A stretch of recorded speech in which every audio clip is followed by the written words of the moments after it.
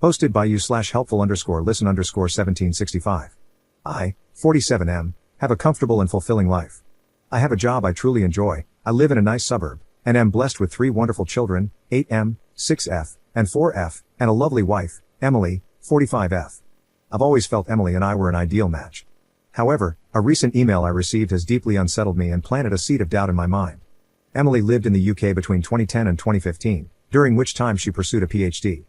Because she lived there so long, she developed many close friendships and has made it a point to return every couple of years to maintain those ties.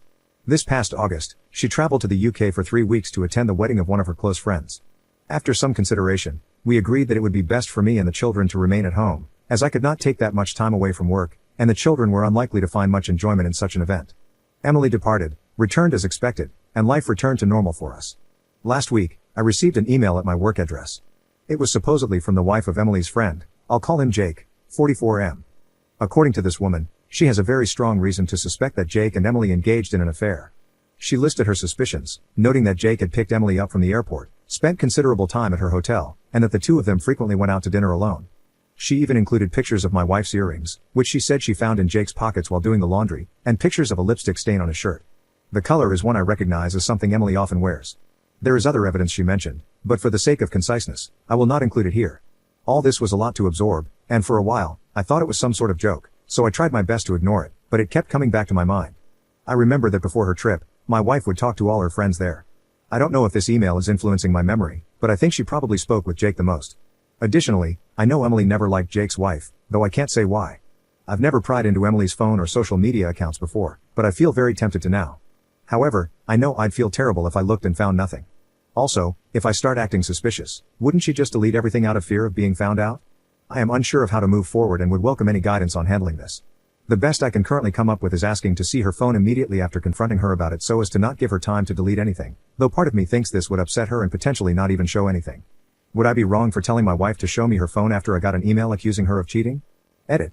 I forgot to include that my wife no longer has these earrings. She wasn't wearing them when she returned, and when I asked, she said she lost them. Update 10 days later. A few hours after sharing my first post, I confronted Emily, and she confirmed my fears. She said she's in love with Jake and can't live a lie any longer. She still claims to love me and the kids but says she can't stay with us anymore. According to her, she was waiting for a better time to tell me and the children. Apparently, this has been going on since March, with Jake occasionally flying out here and Emily secretly meeting him. We're getting divorced.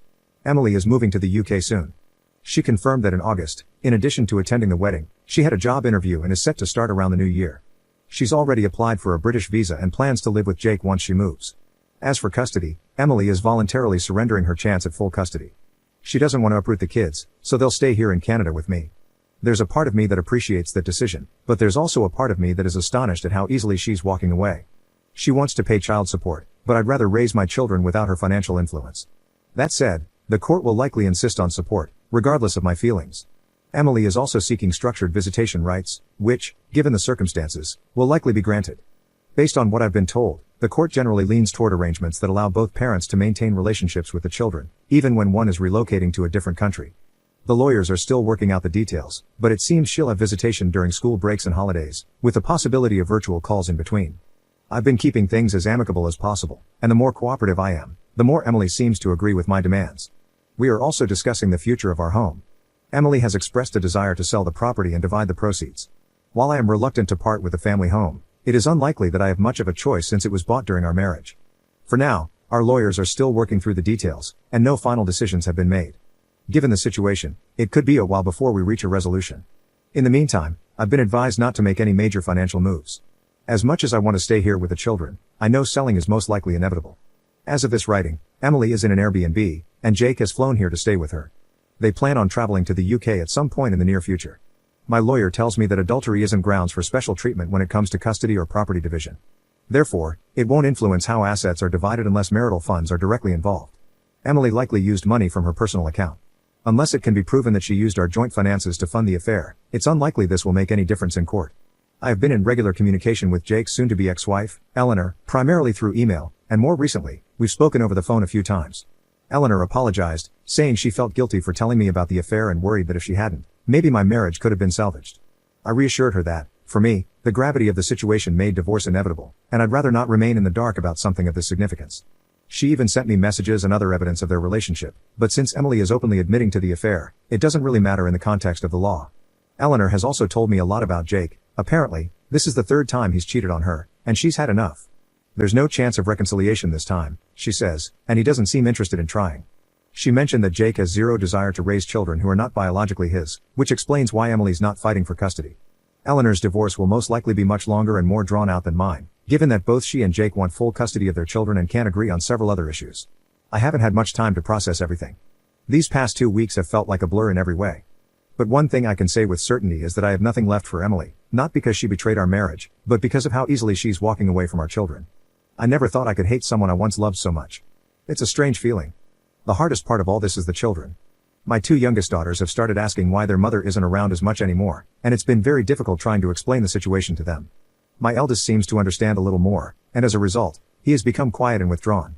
I'm fortunate to have a family that has been incredibly supportive so far. My children have received numerous thoughtful letters from some of their cousins, which I've been reading to them each night.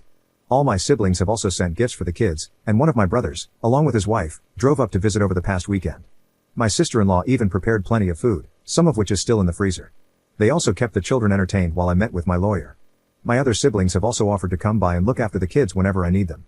Beyond that, my parents have been calling daily to check in on us, and my 78-year-old mother has already made plans to stay with us for 2 weeks in November to help around the house. The collective effort of my family has made this experience much more bearable, and I'm deeply grateful for all their support. To everyone who encouraged me to speak with Emily after my last post, I'm grateful. I was tempted to ignore Eleanor's message, but it kept gnawing at me. Your advice gave me the courage to act.